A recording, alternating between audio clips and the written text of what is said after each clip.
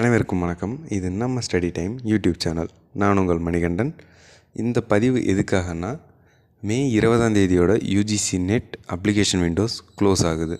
இன்னும் 12 நாட்கள் மட்டும்தான் இருக்குது. அதுக்குள்ளே அப்ளை பண்ணாத கேண்டிடேட்ஸ் நீங்கள் அப்ளை பண்ணிடுங்க அப்படின்னு சொல்லி ரிமைண்ட் பண்ணுறதுக்காகத்தான். ஓபிசி சர்டிஃபிகேட் வச்சுருக்கிறவங்களுக்கு பிரச்சனை இல்லை. இல்லாதவங்க நீங்கள் அப்ளிகேஷன் நம்பர் இருந்துச்சுன்னா கூட போதும், நீங்கள் அதை வச்சு அப்ளை பண்ணிக்கலாம். எவ்வளோ சீக்கிரம் முடியுமோ அவ்வளோ சீக்கிரம் நீங்கள் அப்ளை பண்ணிக்கோங்க. மறக்காமல் இன்னும் 12 நாட்கள் மட்டும்தான் இருக்குது, அதுக்குள்ளே அப்ளை பண்ணிடுங்க. அதை ரிமைண்ட் பண்ணுறதுக்காகத்தான் இந்த பதிவு. அப்புறம் இன்னொரு சின்ன மோட்டிவேஷ்னல் ஸ்டோரி. நம்ம சேனல் ஆரம்பிக்கும் போதே சொன்னோம், ஸ்டடி பர்பஸ்க்காக மட்டும் இல்லை, மோட்டிவேஷன் பர்பஸ்க்காகவும் தான் அப்படின்னு.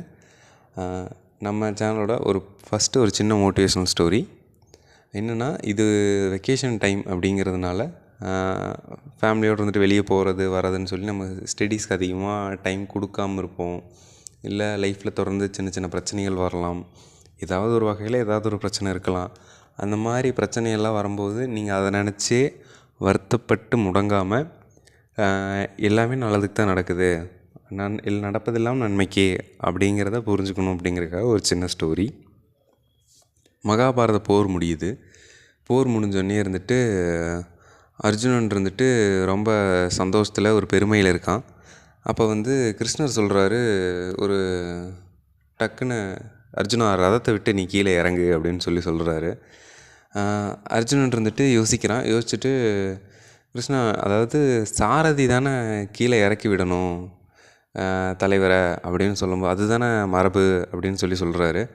அவர் கிருஷ்ணர் அதெல்லாம் இல்லை, நீ கீழே இறங்கு அப்படின்னு சொல்லி கோவமாக சொல்கிறாரு. அர்ஜுனனுக்கு குழப்பம். சரி, ஏதோ மனசு இல்லை, கிருஷ்ணன் சொன்னால் நம்ம கேட்டு தான் ஆகணும் அப்படின்னு சொல்லி கீழே இறங்கிடுறாரு. கீழே இறங்கினோடனே அர்ஜுனன் கிருஷ்ணனை பார்க்குறாரு. கிருஷ்ணன் மறுபடியும் கோவமாக சொல்கிறாரு, ரதத்தை விட்டு தள்ளி போய் நில்லு அப்படின்னு சொல்கிறாரு. மறுபடியும் அர்ஜுனனுக்கு ஒரு வருத்தம். என்னடா போரில் ஜெயிச்ச ஒரு சந்தோஷம் கூட இல்லை, நம்மளை இப்படி மூஞ்சில் அடித்த மாதிரி கிருஷ்ணன் சொல்கிறானே அப்படின்னு சொல்லி கொஞ்சம் தள்ளி போய் நிற்கிறாரு. மறுபடியும் கிருஷ்ணன் இன்னும் தள்ளி போய் நில்லு அப்படின்னு சொல்லி அதட்டி சொல்கிறாரு. சொன்னோடனே அர்ஜுனனுக்கு மறுபடியும் வருத்தம்.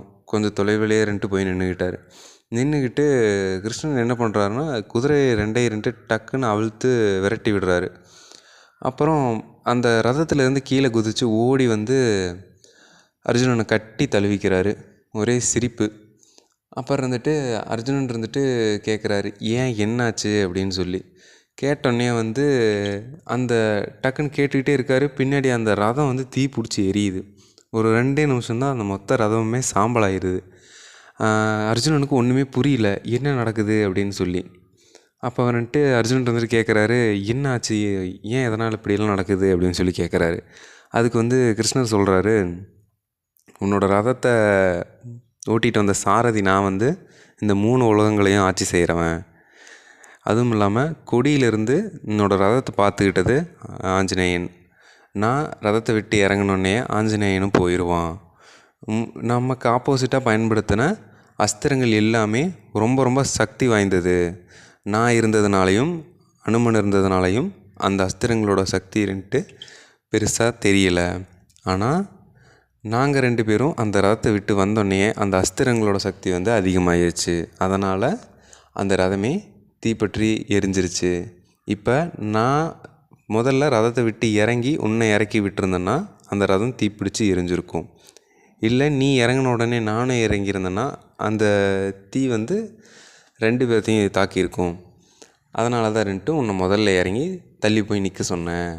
அதுவும் இல்லாமல் போரில் ஜெயிச்சோன்னே உனக்கு தான் என்ற அகந்தை அதிகமாயிருச்சு.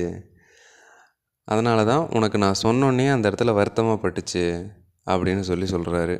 அந்த சாம்பலோடவே அர்ஜுனனோட தான் என்ற அகந்தையும் எரிஞ்சு சாம்பலாச்சு அப்படின்னு சொல்லி கதை முடியுது.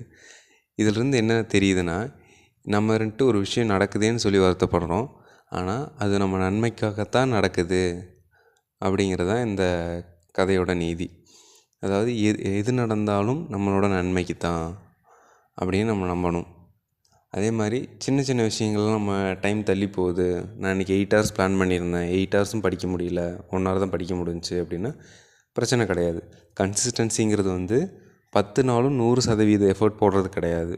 ஒரு நாள் 100% இருக்கலாம், ஒரு நாள் வெறும் 10% இருக்கும், ஒரு நாள் 60% பண்ணியிருப்போம்.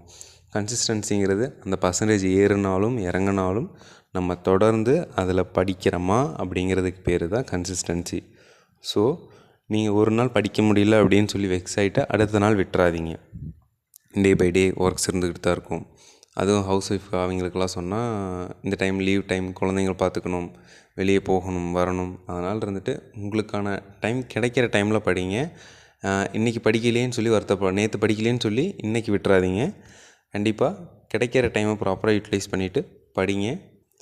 இந்த டைம் எல்லா தேர்வுகளும் கண்டிப்பாக 2 பாஸ் பண்ணிடுவீங்க. நம்ம யூடியூப் சேனல் சார்பாக எல்லாம் உள்ள இறைவனை நம்மளும் பிரார்த்தனை செஞ்சுக்குவோம். ஆல் இஸ் வெல், நடப்பதெல்லாம் நன்மைக்கே. படிங்க படிங்க படிங்க.